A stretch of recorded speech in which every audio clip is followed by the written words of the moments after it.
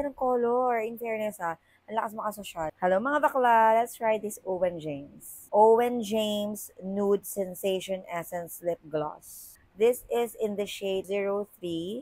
This one is 05. Swatch natin siya sa aking lips. Wala akong nilagay dyan sa lips ko, kundi yung aking lip oil lang, or lip mask, or lip serum. Ang hirap tanggalin. Okay, let's do this. First is the 03. Ang cute ng packaging niya. Look at that. Para siyang jelly. Yung akala nyo pag itingnan nyo, para siyang candy or para mapipisil nyo siya. Very handy lang din siya. Ayan yung applicator niya, guys. Ang lamig niya sa labi. Ang ganda. Kasi para siyang lasang candy. Yung kanyang scent. Pag gano'n mo, ang sarap niya sa labi. Namo-moisturize niya yung lips nyo. Hindi siya heavy. Lightweight lang siya. Ang sarap i-ganon-ganon yung labi. Ang soft-soft ng lips nyo.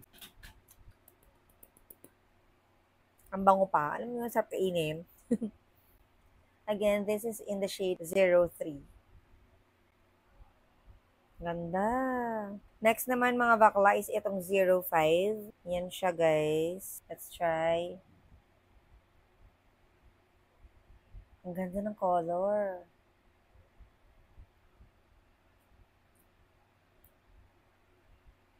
Ang lakas makasosyal nitong color na to.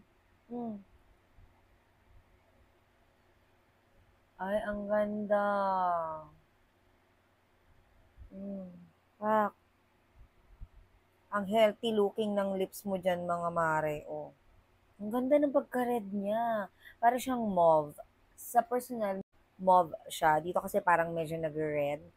Pero more on mauve yung shade niya. Ang ganda. Promise, ang ganda. Kasi lakas maka-moisturize ng lips.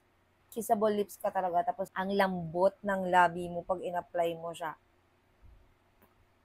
Ang ganda. Ang ganda ng color. In fairness ang lakas makasosyal. Meron pa silang ibang shade nito.